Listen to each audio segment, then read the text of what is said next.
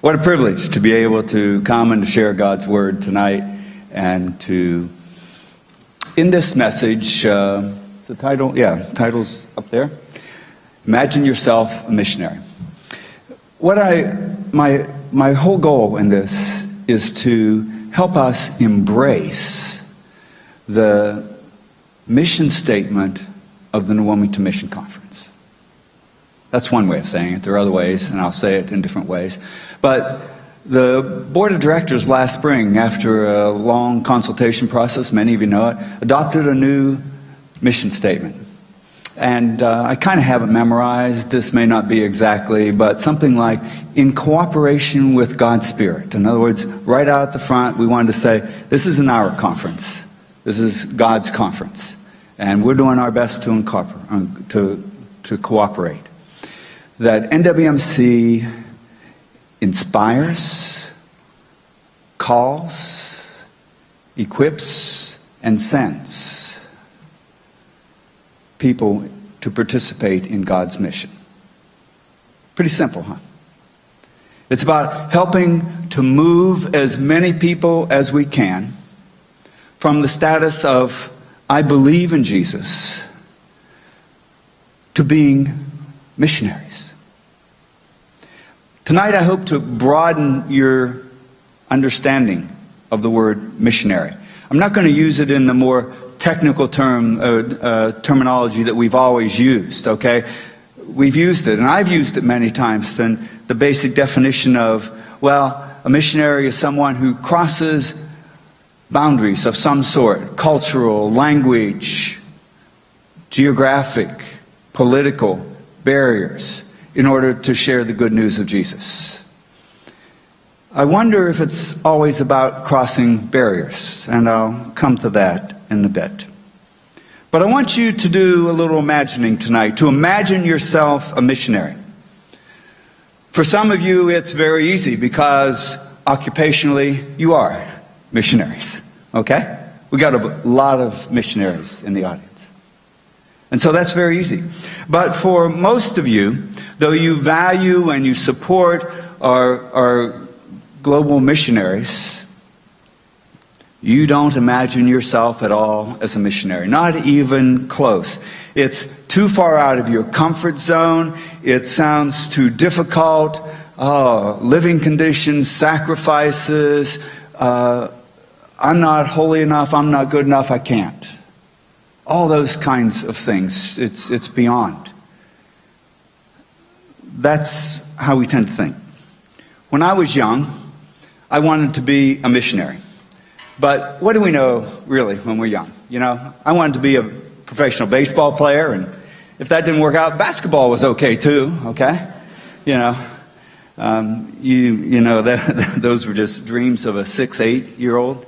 They probably lasted for 10 for me, but no, this is a little beyond that. In middle school, high school, as I went every year to Camp Lambeck and was challenged there by Bible teachers and by some missionaries to think about what it meant to follow Jesus.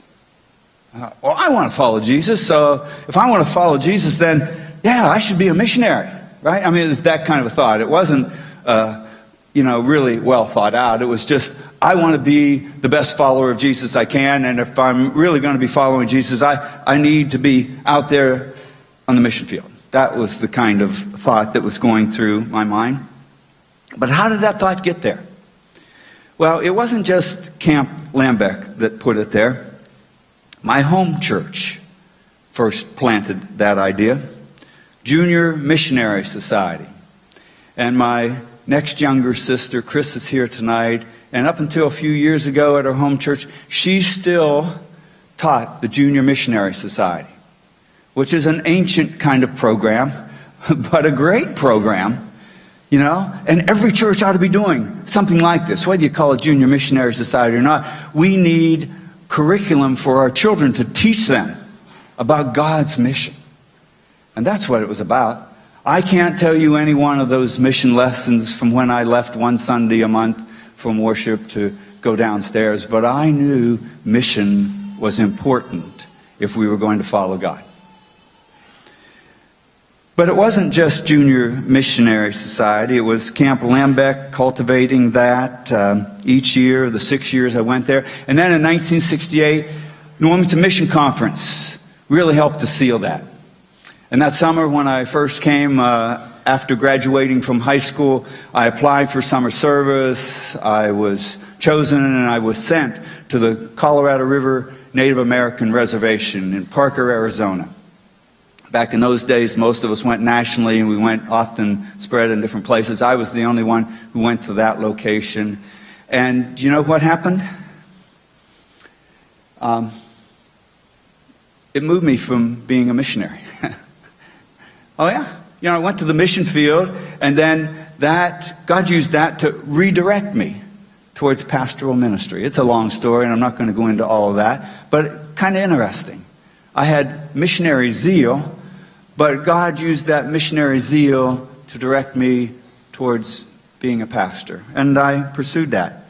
But it was interesting, 30 years later, after having served as a pastor for 24 years, that God surprised me, indeed surprised me, with a call to be director of New Wilmington Mission Conference and World Mission Initiative at Pittsburgh Theological Seminary.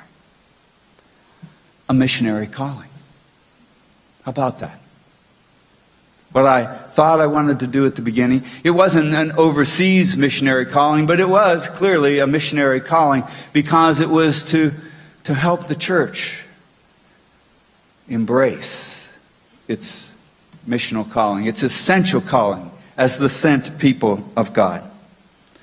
So my church, my summer church camp, and the Wilmington Mission Conference, and many individuals connected to them were crucial for me in shaping this.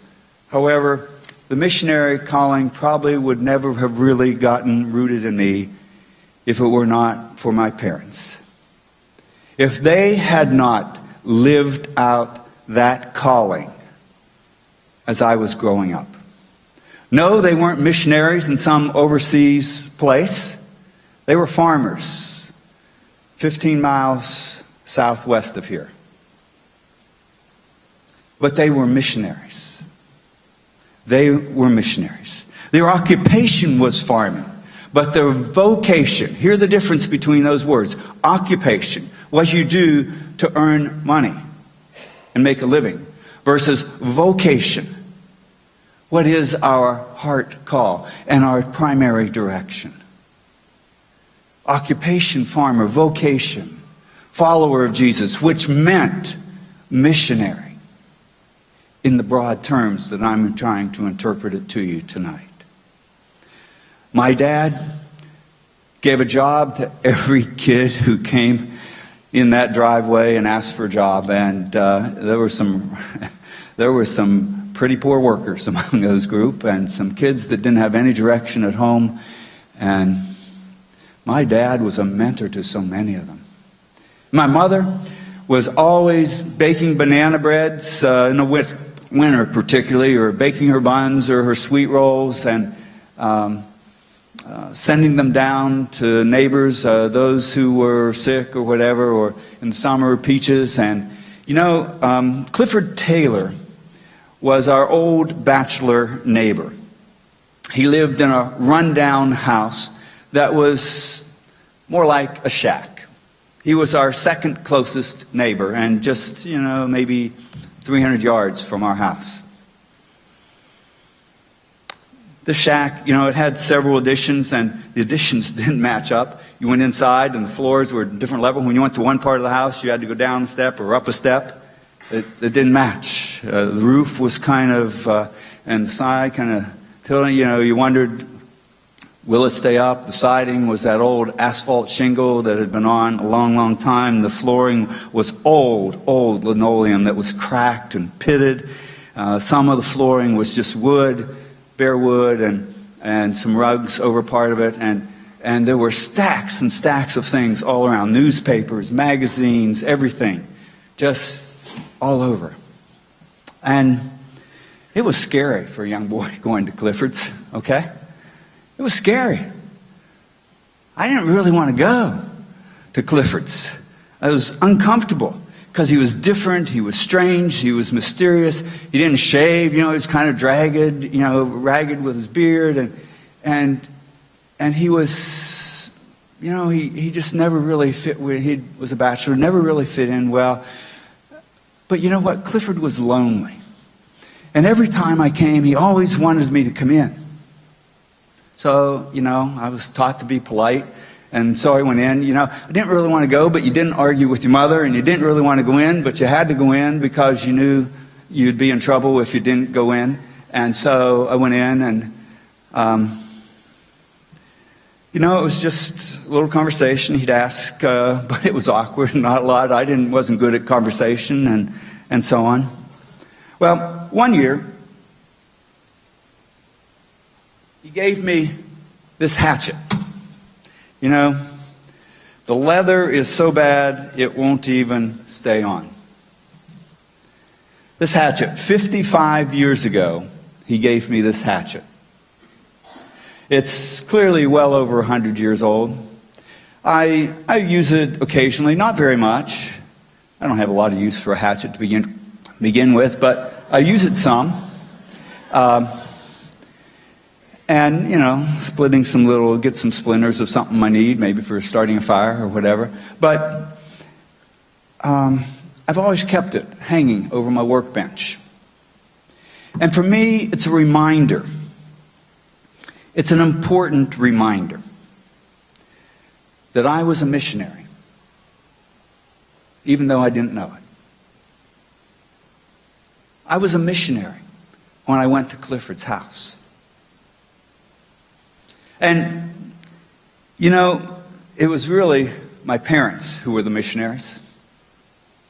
And my brother and my sisters, we got to help in the missionary cause. They brought us along. They showed us what it was like. I don't think I'll need that for a little while. To be a missionary. They showed us what it was to follow Jesus.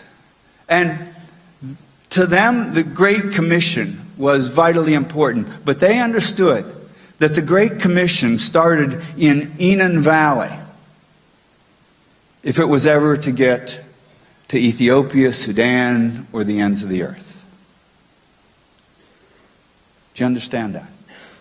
Just like what Jesus said. In Jerusalem, in all Judea and Samaria, and to the ends of the earth. But Jerusalem, starting right there, they understood that. They lived out the Great Commandment as well as the Great Commission, loving their neighbors. That's how I learned to be a missionary. As my parents taught me. My church reinforced it. Camp Lembeck and the Wilmington Mission Conference taught me about it. God shaping me. God shaping all of us, really. Wanting to make us. And when my brother and I and my sisters grew up and moved away, my parents began investing in other kids in the area. They were always, on Sunday morning, picking up other kids and taking them to Sunday school. And they were teaching Sunday school, too. And they were doing all kinds of other things for the kids and for the neighbors. That was just kind of how they were. And after my dad died, my mother, for 10, 12 years, tutored in the local elementary school. Going in and just working with kids who were really struggling. And one of those young boys was convicted of a terrible crime. Spent all his growing up years in juvenile detention. My mother wrote him letters.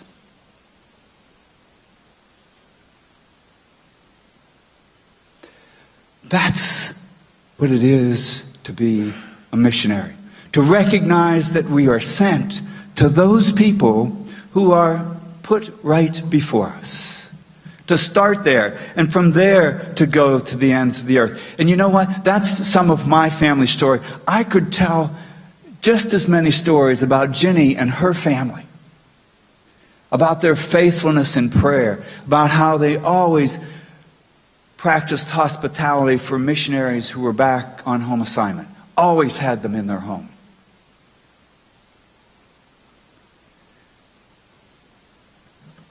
It's about following Jesus and following Jesus into the world.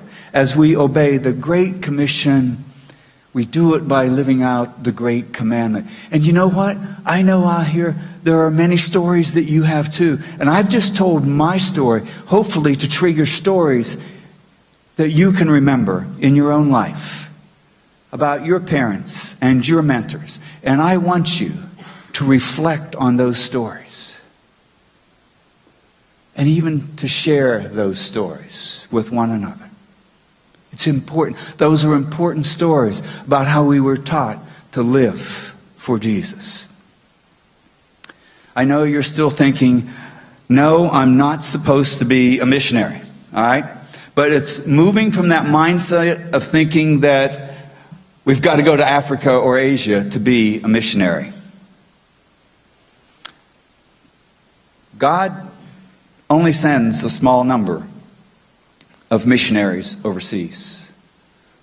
Most missionaries He uses where they live and they work, among their friends with whom they enjoy playing and doing fun things.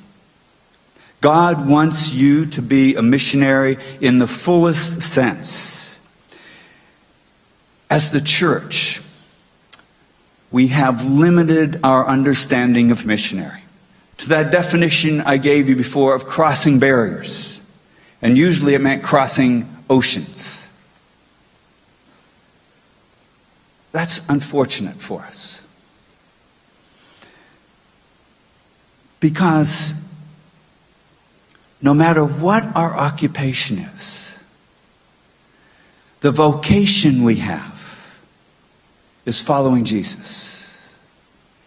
It's sharing the good news of Jesus and doing it through our deeds and through our words. Acts 1:8, our theme verse. You will be my witnesses. In Jerusalem and in all Judea and Samaria and to the ends of the earth. Now, Samaria and the ends of the earth, clearly, those are across barriers. In Judea, in our own country, yeah, sometimes it's across barriers, ethnically, racially, so on. More and more language-wise as well, as we become a more diverse nation. But in Jerusalem, we're not crossing any boundaries. No, Jerusalem is home. Jerusalem is about bearing witness in those with whom we are closest. Our sphere of influence. Do you know the origin of the word missionary? How many of you know where the word, just raise your hand if you know the origin of the word missionary. It's derived from the Latin word, and I'm just going to give the root, missio. All right? And for 1,200 years, the Bible, the primary language of the Bible, the language in which it was read from the 3rd to the 15th century or 4th to the 16th century was in Latin. And it was the priests and the scholars who read it then. And missio was the word, send. But you know what Greek word it translates? It translates the Greek word apostolo. Oh, what word do we get from that? Apostle, meaning sent ones. The apostles are the sent ones. When Jesus came into the upper room on that first Easter evening, the disciples were fearful, so much anxiety. What was going to happen to them? And Jesus offers his peace. And he has to offer it a second time to really help them grab hold of it. And then he says what? Most of you know these words, or many of you do. As the Father has sent me, apostolo, missio. So Jesus says, I send you, apostolo, missio. And how did the Father send the Son? The Father sent the Son to live and to die, so that all might know his love. The Father sent the Son to reveal the fullness of God.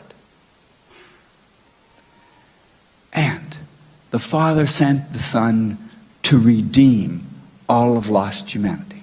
We are lost. We lost our way. We were created for oneness with God. We lost it early on. The Old Testament tells us that clearly. The Old Testament's all about trying to get it back, trying to be good enough, the Ten Commandments, and not being able to do them, and failing. And God knowing that all the time, and having ordained that Jesus would come. Because we couldn't rise to the level of God and be holy once again, God came to us. And through Jesus, his life, death, and resurrection, makes us holy. That's what separates us from all other religions in this world. And that's the good news we have to share. And that's what Jesus asked his disciples to do. Bear witness to this. You are the ones who can witness to this. You can witness to the transforming power of God. You, my friends, can witness to that transforming power. You have in some way been transformed by God's power. You have stories to tell. And you have people with whom you can share those stories, and people who need to know the love of God through your touch, through your hand. And I'm just going to lift up a few stories of people right here. And I asked for their permission. They all kind of reluctantly, because they don't want to be lifted up. But let me tell you about a couple of people. I'm going to skip a story from the world that I'd really like to tell. But first I'm going to point to Eamon over here. Or Iman. I'm sorry, Iman. I keep saying Eamon. It's Iman. And to his friends. You know what happened there? Iman came here. His heart was so heavy for his family and friends, for all the Syrian people. How can I care for them? And you know, as he began to make friends here, what did those friends, the 3 friends who were with him and others, they were touched. They said, we have to do something. They had never had any idea of being involved in refugee resettlement. Huh. But God put before them a need. And they did what they could. And now they have a mission organization, a 501c3 Ananias mission that is getting Syrian refugees out of the crisis situation. And you know what? God is so good. They can't bring them to the U.S. because of the restrictions our nation is putting upon bringing Syrian immigrants in here, refugees here. But Canada's more open, as Iman said. And so they connected with a Catholic diocese in Canada. And God bless them. They're working to bring them through Canada, where God closes a door, opens a window. But faithful people, they were ready to follow when God put something before them.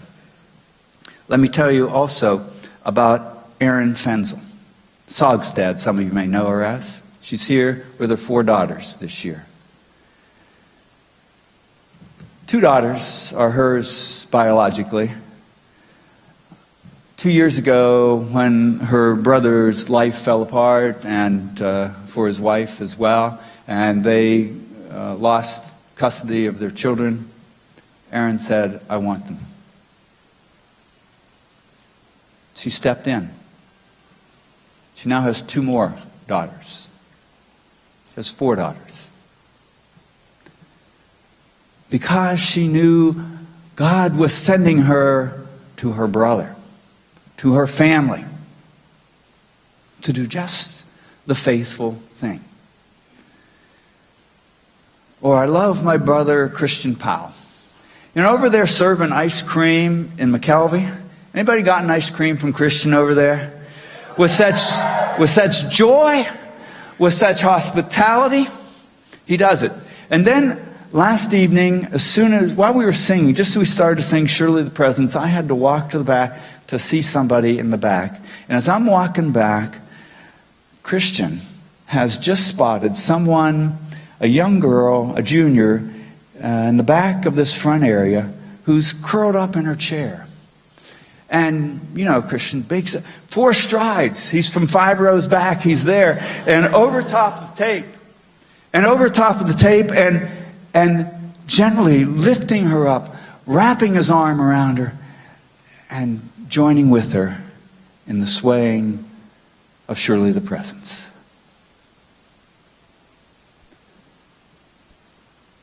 Or let me lift up my wife. She's embarrassed by this too. She's quiet and in the background, but she taught in the school for 28 years, and a number of years ago, there was a lot of tension in her school. Teachers were without a contract. The administration kept asking more and more of the teachers. It was like because there wasn't a contract, they were pressing down even more. And there was so much tension in that school between the principal and the teachers. And Jenny was led to go to the principal and to meet her in compassion and to care for her and to love her. And this principal opened up, sobbing. The next day, she called a teachers' meeting, a faculty meeting. She apologized to the teachers and promised to do better from her part. We can be instruments of reconciliation wherever God puts us. I could go through this audience. I know many of you. I don't know all of you. But everyone that I know reasonably well, there's something in your life I could point to. And others around you could point to more things where you are being faithful in the same kind of way. You are missionaries. Understand that. It's about having eyes to see and ears to hear. About paying attention to the opportunities God puts in front of us. And a second thing, it's then having the courage to act. It's about obeying. It's seeing. It's asking God as we go into each day, Lord, show me how I can be sent by you today. How I can bear witness. And as we do that, God will show us. Count on it. If we're praying that prayer, God's answering that prayer. But also make sure you pray a second prayer. Say, Lord, give me your strength to act.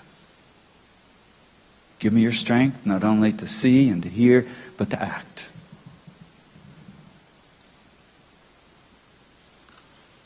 The conclusion is simply where we started.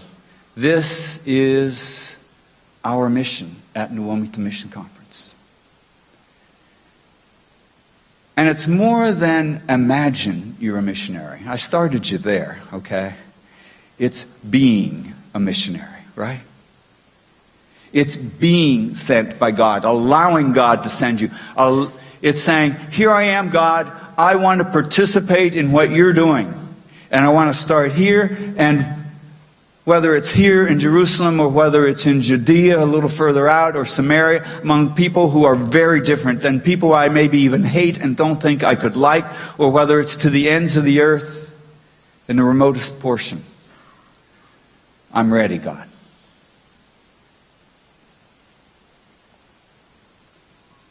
It's about grabbing hold of our vocation, our missionary vocation, and living that out in whatever our occupation is. May God give each of us strength to do that. This day and each day of our lives. Amen.